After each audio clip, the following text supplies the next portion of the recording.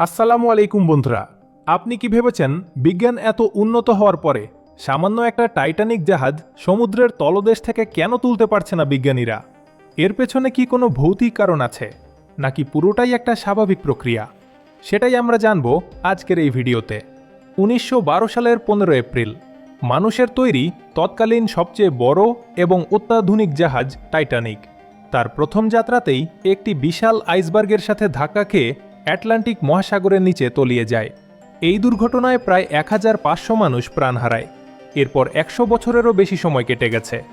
বিজ্ঞান আজ অনেক উন্নত, মানুষ মহাকাশে যাচ্ছে, চাঁদে যাচ্ছে, কিন্তু এত আধুনিক প্রযুক্তি থাকা সত্ত্বেও সমুদ্রের নিচ থেকে টাইটানিককে আজও কেন তুলে আনা সম্ভব হয়নি? অনেকেই হয়তো ভাবেন পানির নিচে অজানা কোনো প্রাণী, ভূতপ্রেত বা অন্য কোনো ভৌতিক কারণ এর পেছনে আছে কিনা। পুরো ভিডিওটা দেখুন, তাহলে একদম ক্লিয়ার হয়ে যাবেন। চলুন তাহলে ঘুরে আসি টাইটানিক তোলার পেছনের আসল বৈজ্ঞানিক কারণগুলোতে এবং জেনে নিই বিজ্ঞানীরা কেন এটি তুলতে পারছেন না। আজকে আমরা এমন 7টি কারণ জানব, আর শেষের কারণটি আপনাকে এতটাই অবাক করবে যে আপনি ভাববেন এই বিষয়টা আগে কেন মাথায় আসেনি। চলুন শুরু করা যাক। নাম্বার 1, লোহা খাওয়া ব্যাকটেরিয়া এবং জাহাজের ভঙ্গুর অবস্থা। অনেকেই মনে করেন টাইটানিক এখনও একটা শক্তপোক্ত লোহার জাহাজ হিসেবে সমুদ্রের নিচে পড়ে আছে, কিন্তু বাস্তবতা হচ্ছে গত 100 বছরে লোনা পানি এবং বিশেষ এক ধরনের ব্যাকটেরিয়ার কারণে এর অবস্থা এখন খুবই শোচনীয়। সমুদ্রের ওই গভীরতায় হ্যালোমোনাস টাইটানিকি নামের এক প্রজাতির ব্যাকটেরিয়া বাস করে, যারা মূলত লোহা খেয়ে বেঁচে থাকে। গত 1 শতাব্দী ধরে এই ব্যাকটেরিয়াগুলো জাহাজের হাজার হাজার টন লোহা খেয়ে ফেলেছে। এর ফলে পুরো জাহাজের গায়ে এখন জং ধরা নরম একটা আস্তরণ তৈরি হয়েছে। বিজ্ঞানীরা জানিয়েছেন টাইটানিকের মূল কাঠামো এখন এতটাই নরম আর ভঙ্গুর হয়ে গেছে যে আপনি যদি আধুনিক কোনো ক্রেন বা সাবমেরিন দিয়ে এটাকে সামান্য ধাক্কা দেন বা ক্যাবল দিয়ে বাঁধার চেষ্টা করেন, তবে এটি সাথে সাথে বালুর মতো গুঁড়ো হয়ে যাবে। অর্থাৎ পানি থেকে টেনে তোলার মতো আস্ত কোনো জিনিসই এখন আর অবশিষ্ট নেই। ব্যাকটেরিয়াগুলো এতটাই দ্রুত জাহাজটাকে খাচ্ছে যে আগামী কয়েক দশকের মধ্যে পুরো টাইটানিক সমুদ্রের পানিতে পুরোপুরি মিশে যাবে। নাম্বার 2, সমুদ্রের বিশাল গভীরতা এবং সেখানে পৌঁছানোর চ্যালেঞ্জ। টাইটানিক সমুদ্রের যে জায়গায় ডুবে আছে সেটির গভীরতা প্রায় 3800 মিটার, মানে প্রায় 3.8 কিলোমিটার নিচে। বিষয়টা একটু প্র্যাকটিক্যালি চিন্তা করুন। আমরা যখন কোনো বিল্ডিংয়ের ছাদে উঠি তখন কয়েকশো ফুট ওপর থেকেই নিচে তাকালে ভয় লাগে, আর এখানে কথা হচ্ছে সোজা 4 কিলোমিটার পানির নিচের। এত বিশাল গভীরতায় যাওয়ার মতো প্রযুক্তি বা সাবমেরিন পৃথিবীতে খুব বেশি নেই। বিজ্ঞানীরা সাধারণত রিমোট কন্ট্রোল দিয়ে চালানো ছোট রোবট পাঠিয়ে সেখানকার ছবি বা ভিডিও সংগ্রহ করেন, কিন্তু একটি বিশাল জাহাজকে টেনে তোলার জন্য যে ধরনের ভারী যন্ত্রপাতি, বিশাল সাইজের ক্রেন এবং মোটা ক্যাবল ওই গভীরতায় নিয়ে যাওয়া দরকার, তা বর্তমান প্রযুক্তিতে প্রায় অসম্ভব।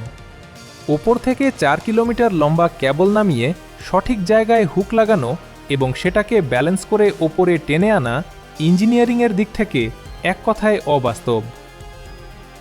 নাম্বার 3, পানির প্রচণ্ড চাপ, যা সব কিছু গুঁড়িয়ে দিতে পারে। পানির নিচে আপনি যত গভীরে যাবেন চাপ তত বাড়তে থাকবে। টাইটানিক যেখানে পড়ে আছে সেখানে পানির চাপ ওপরের স্বাভাবিক বায়ুমণ্ডলীয় চাপের চেয়ে প্রায় 400 গুণ বেশি। এই চাপ কতটা ভয়ঙ্কর তা একটু বুঝিয়ে বলি। ধরুন আপনার হাতের সামান্য 1 ইঞ্চি জায়গার ওপর যদি একটা বড় সাইজের আস্ত হাতি দাঁড় করিয়ে দেওয়া হয়, ঠিক যে পরিমাণ চাপ তৈরি হবে সমুদ্রের ওই গভীরতায় পানির চাপ ঠিক ততটাই। এই প্রচণ্ড চাপের কারণে সেখানে সাধারণ কোনো হাইড্রোলিক মেকানিজম বা পাম্প কাজ করতে পারে না। আধুনিক যুগের সবচেয়ে উন্নত সাবমেরিনগুলোও এত চাপের মধ্যে গেলে মুহূর্তের মধ্যে দুমড়ে মুচড়ে ধ্বংস হয়ে যেতে পারে। এত ভয়াবহ চাপের মধ্যে একটা বিশাল জাহাজকে সাপোর্ট দেওয়া এবং সেটাকে সেফলি ওপরের দিকে টেনে তোলার মতো কোনো ফিজিক্যাল মেকানিজম এখনও আবিষ্কার হয়নি। নাম্বার 4, 2 টুকরো হওয়া, জাহাজ এবং কাদামাটির ভ্যাকুয়াম টান। টাইটানিক যখন ডুবছিল তখন সেটা আস্ত অবস্থায় নিচে যায়নি।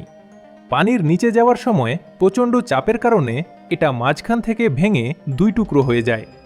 জাহাজের সামনের বিশাল অংশটা অনেক বেশি স্পিডে গিয়ে সমুদ্রের তলার কাদামাটির ভেতরে আছড়ে পড়ে।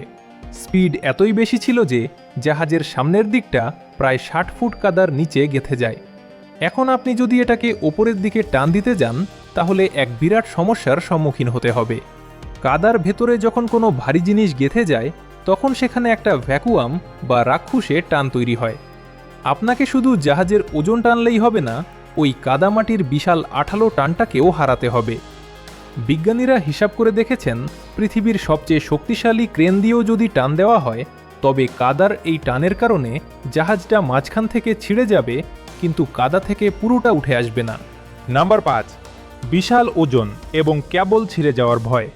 টাইটানিক যখন তৈরি করা হয়েছিল তখন এর ওজন ছিল প্রায় ৪৬,০০০ টন। এখন সেটা ১০০ বছর ধরে পানিতে ভিজে এবং ভেতরে বালি কাদা ঢুকে আগের চেয়ে অনেক বেশি ভারী হয়ে গেছে। বর্তমান বিশ্বে এমন কোনো জাহাজ বা ভাসমান ক্রেন তৈরি হয়নি যা ৪ কিলোমিটার নিচ থেকে এত হাজার হাজার টন ওজনের কোনো জিনিস টেনে তুলতে পারে। ধরে নিন বিজ্ঞানীরা কোনোভাবে শক্তিশালী ক্রেন নিয়ে গেলেন, কিন্তু এত ভারী একটা জিনিসকে তোলার জন্য যে ক্যাবল বা তার ব্যবহার করা হবে সেটা জাহাজের এই বিশাল ওজনের কারণে মাঝপথেই ছিঁড়ে যাবে। কারণ ক্যাবলের নিজেরও একটা ওজন আছে। ৪ কিলোমিটার লম্বা একটা লোহার ক্যাবল যখন নিচে নামানো হবে তখন সেটার নিজের ওজনেই সেটার অর্ধেক শক্তি শেষ হয়ে যাবে।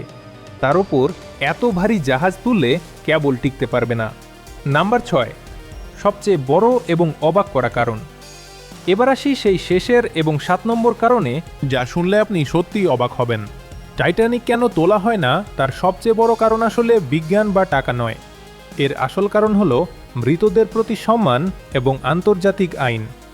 টাইটানিক যখন ডুবে যায় তখন প্রায় ১৫০০ মানুষ মারা গিয়েছিলেন। এদের মধ্যে অনেক মানুষের মৃতদেহ আর কখনো পাওয়া যায়নি। তারা এই জাহাজের ভেতরেই আটকা পড়েছিলেন। আপনি যদি টাইটানিকের ধ্বংসাবশেষের ছবি দেখেন দেখবেন সমুদ্রের নিচে ওই জায়গায় এখনও মৃত মানুষদের জুতো জোড়ায় জোড়ায় পড়ে আছে। হাড়গোড় গলে গেলেও চামড়ার জুতো এখনও রয়ে গেছে, যা প্রমাণ করে ঠিক ওই জায়গায় একজন মানুষ মারা গিয়েছিলেন।